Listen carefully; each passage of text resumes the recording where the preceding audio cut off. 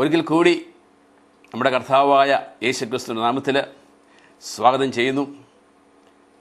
ആദ്യമായിട്ട് ട്യൂൺ ചെയ്യുന്നവരാണെങ്കിൽ ഇവിടെ ഒരു ധ്യാനം നമ്മൾ ആരംഭിച്ചിരിക്കുകയാണ്. ടെലിവിഷനിലൂടെയുള്ള ധ്യാനം ദ സ്റ്റോറി എന്ന പേരിൽ.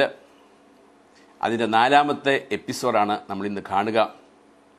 കഴിഞ്ഞ 3 എപ്പിസോഡുകളായിട്ട് നമ്മൾ കണ്ടുകൊണ്ടിരിക്കുന്നത് ക്രിസ്തീയ ജീവിതം ഒരു ആത്മീയ സമരമാണ് എന്ന് എഫീഷ്യൻസിൻ്റെ 6ാം അധ്യായത്തിൽ 12ാമത്തെ വാക്യത്തെ ആസ്പദമാക്കി നമ്മൾ അനേകം കാര്യങ്ങൾ ഈ 3 കാസറ്റുകളിലൂടെ നമ്മൾ കണ്ടു കഴിഞ്ഞു. അത് നിങ്ങളുടെ ഓർമ്മയ്ക്കായിട്ട് ഞാൻ ഒരിക്കൽ കൂടി ഒന്ന് പറഞ്ഞേക്കാം. ആദ്യമായിട്ട് വരുന്നവർക്കും സ്ഥിരമായിട്ട് കേൾക്കുന്നവരുടെയും ഓർമ്മയൊന്ന് പുതുക്കാനായിട്ട് ഈ കഴിഞ്ഞ 3 എപ്പിസോഡുകളിലൂടെ നമ്മൾ കണ്ടു കഴിഞ്ഞത് ക്രിസ്തീയ ജീവിതം ഒരു ആത്മീയ സമരമാണ്. അത് എന്തുകൊണ്ടാണെന്ന് ചോദിച്ചാൽ, സ്വർഗത്തിലെ പ്രധാന മാലാഖയായിരുന്ന ലൂസിഫർ ദൈവവുമായിട്ട് യുദ്ധത്തിലായിരുന്നിട്ട് ദൈവത്തിൻ്റെ സന്നിധിയിൽ ദൈവത്തോട് വിധേയപ്പെടാതെ അവിടെ നിന്ന് അവനെ ഭൂമിയിലേക്ക് വലിച്ചെറിഞ്ഞു. അങ്ങനെ പ്രകാശത്തിൻ്റെ നക്ഷത്രമായ ലൂസിഫർ അന്ധകാരമായി മാറി. അവൻ ഈ ഭൂമിയിലേക്ക് വന്നപ്പോൾ ഈ ഭൂമി അന്ധകാരത്തിലായി. അപ്പോൾ ദൈവം ഈ ഭൂമിയെ സൃഷ്ടിക്കുമ്പോൾ സൃഷ്ടിച്ചപ്പോൾ അന്ധകാരമില്ലായിരുന്നു. എന്നാൽ ലൂസിഫർ ഇവിടെ വീണതിന് ശേഷമാണ് അന്ധകാരം കടന്നു വന്നത്. അതിനെതിരെയുള്ള പോരാട്ടമാണ് നമ്മൾ ഉൽപ്പത്തിയുടെ പുസ്തകത്തിൽ നമ്മൾ കാണുക. അങ്ങനെ ഈ ലൂസിഫറും അവനോട് കൂടി ഇറങ്ങി വന്ന മാലാഖമാരുമായിട്ട് യുദ്ധം ചെയ്യുവാനായിട്ട് ദൈവം തിരുമനസ്സായി. അത് ദൈവത്തിൻ്റെ പദ്ധതിയിൽ തൻ്റെ ഛായയിലും സാദൃശ്യത്തിലും മനുഷ്യനെ സൃഷ്ടിച്ചിട്ട് ആ മനുഷ്യനെ കൊണ്ട് യുദ്ധം ചെയ്യിക്കുവാനായിരുന്നു ദൈവത്തിൻ്റെ പദ്ധതി. എന്നാൽ ആദത്തിൻ്റെ പാപത്തിലൂടെ ആദം പിശാചിൻ്റെ അടിമയായി നമ്മൾ കണ്ടു കഴിഞ്ഞതാണ്.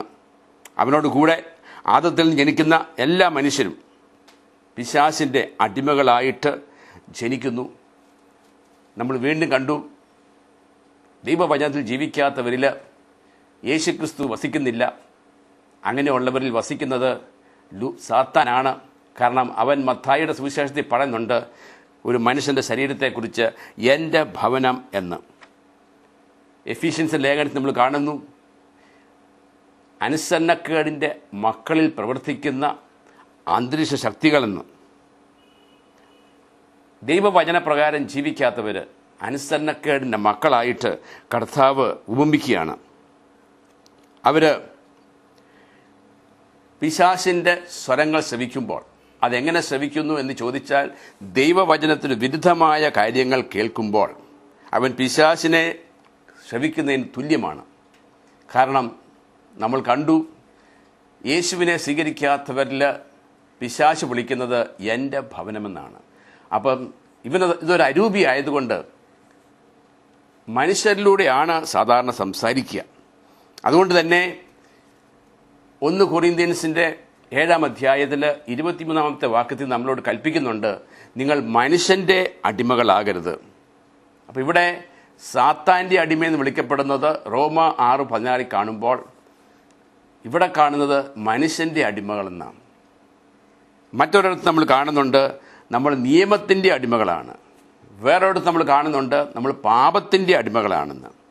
അങ്ങനെ എല്ലാ മനുഷ്യരും ആദത്തിലൂടെ ജനിച്ചു വന്ന മനുഷ്യരാശി മുഴുവനും അടിമകളായിട്ടാണ് ഈ ഭൂമിയിലേക്ക് പിറന്നു വീഴുക.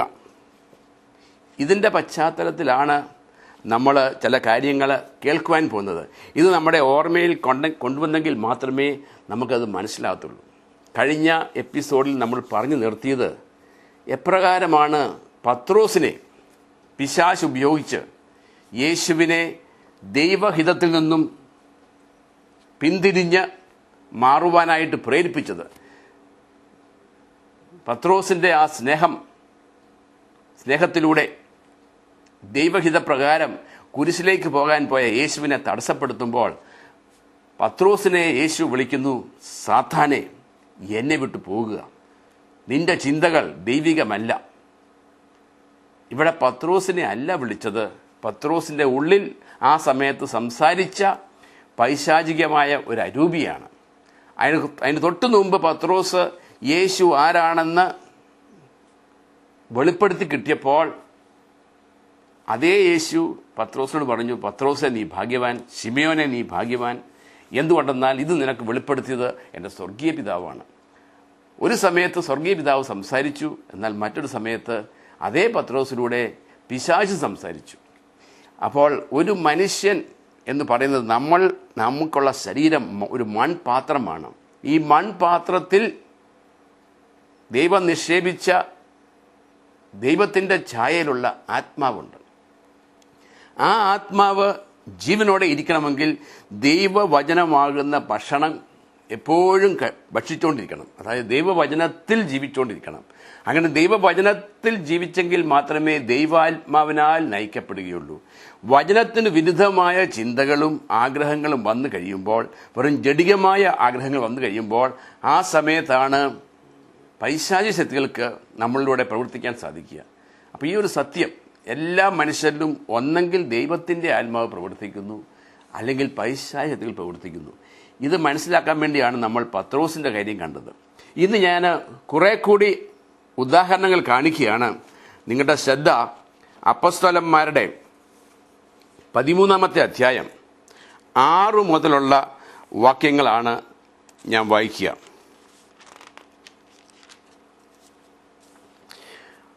അവർ ദ്വീപ് മുഴുവൻ ചുറ്റി സഞ്ചരിച്ച് പാഫോസിലെത്തിയപ്പോൾ ഒരു മന്ത്രവാദിയെ കണ്ടുമുട്ടി. അവൻ ബാർ യേശു എന്നു പേരുള്ള യഹൂദനായ ഒരു വ്യാജ പ്രവാചകനായിരുന്നു. ഉപസ്ഥാനപതിയും ബുദ്ധിമാനുമായ സെർജിയൂസ് പൗലോസിന്റെ ഒരു സദസ്യനായിരുന്നു അവൻ. ഈ ഉപസ്ഥാനപതി ദൈവവചനം ശ്രവിക്കുവാൻ താൽപ്പര്യപ്പെട്ട് ബാർനബാസിനെയും സാവൂളിനെയും വിളിച്ചു. എന്നാൽ മാന്ത്രികനായ എലിമാസ്, മാന്ത്രികൻ എന്നാണ് ഈ പേരിൻ്റെ അർത്ഥം, വിശ്വാസത്തിൽ നിന്ന് ഉപസ്ഥാനപതിയെ വ്യതിചലിപ്പിക്കാൻ ശ്രമിച്ചുകൊണ്ട് അവരെ തടഞ്ഞു. പൗലോസ് എന്നുകൂടി പേരുണ്ടായിരുന്ന സാവൂളാകട്ടെ പരിശുദ്ധാത്മാവിനാൽ നിറഞ്ഞ് അവൻ്റെ നേരെ സൂക്ഷിച്ചു നോക്കി പറഞ്ഞു, സാത്താൻ്റെ സന്താനമേ, സകല നീതിക്കും എതിരായവനെ, ദുഷ്ടതയും വഞ്ചനയും നിറഞ്ഞവനെ, ദൈവത്തിൻ്റെ നേർവഴികൾ ദുഷിപ്പിക്കുന്നതിൽ നിന്ന് നീ വിരമിക്കുകയില്ലേ? ഇതാ കർത്താവിൻ്റെ കരം ഇപ്പോൾ നിന്റെ മേൽ പതിക്കും. നീ അന്ധനായിത്തീരും. കുറേ കാലത്തേക്ക് സൂര്യനെ ദർശിക്കാൻ നിനക്ക് സാധിക്കയില്ല. ഉടൻ തന്നെ മൂടലും അന്ധകാരവും അവനെ ആവരണം ചെയ്തു. ഇവിടെ നമ്മൾ കാണുന്നത് ഒരു വ്യക്തി ദൈവവചനം ശ്രവിക്കുവാൻ ആഗ്രഹിക്കുക. ദൈവത്തിൻ്റെ ഏറ്റവും വലിയ ആഗ്രഹമാണ് സകല മനുഷ്യരും ദൈവത്തിൻ്റെ സത്യവചനം കേൾക്കണമെന്ന്. യേശുവിൻ്റെ സ്വർഗാരോഹണത്തിന് മുമ്പ് തൻ്റെ സഭയ്ക്ക് കൊടുത്ത ദൗത്യം അത് മാത്രമായിരുന്നു. നിങ്ങൾ ലോകമെങ്ങും പോയി എല്ലാവരോടും സുവിശേഷം പ്രസംഗിക്കുവിൻ. സുവിശേഷത്തിൽ വിശ്വസിച്ച് മാനസാന്തരപ്പെട്ട് സ്നാനം സ്വീകരിക്കുന്നവൻ രക്ഷിക്കപ്പെടും, വിശ്വസിക്കാത്തവൻ ശിക്ഷിക്കപ്പെടും. ഇത് കർത്താവിൻ്റെ ആഗ്രഹമാണ്. ഇതാ ഇവിടെ ഒരു വ്യക്തി ദൈവവചനം കേൾക്കുവാൻ ആഗ്രഹിക്കുന്നു. എന്നാൽ ബാർ യേശു എന്ന് പേരുള്ള ഒരു മാന്ത്രികൻ, എലിമാസ് എന്നാണ് അവനെ വിളിക്കുക, അവന് ഈ വ്യക്തിയെ തടസ്സപ്പെടുത്തുകയാണ്. ആ തടസ്സപ്പെടുത്തുന്നത് ഒരു മനുഷ്യരൂപത്തിലുള്ള മനുഷ്യനാണെങ്കിലും ആ വ്യക്തിയെ പൗലോസ് വിളിക്കുന്നത് സാത്താൻ്റെ സന്താനമെന്നാണ്. അപ്പോൾ ആ വ്യക്തിയിലൂടെ ദൈവവചനം ശ്രവിക്കാൻ തടസ്സപ്പെടുത്തിയത് അവനിൽ വസിക്കുന്ന പിശാചിൻ്റെ അരൂപിയാണ്. ഇതുകൊണ്ടാണ് പ്രിയപ്പെട്ടവരെ ഒരു സത്യം മനസ്സിലാക്കേണ്ടത്. ദൈവത്തിൻ്റെ ഹിതം നിറവേറ്റുന്നതിൽ നിന്നും എന്നെ നിങ്ങളെ ആര് തടസ്സപ്പെടുത്തുന്നു, ആ വ്യക്തിയുടെ ഉള്ളിൽ ആ സമയത്ത് പ്രവർത്തിക്കുന്ന ഒരു അരൂപിയുണ്ട്.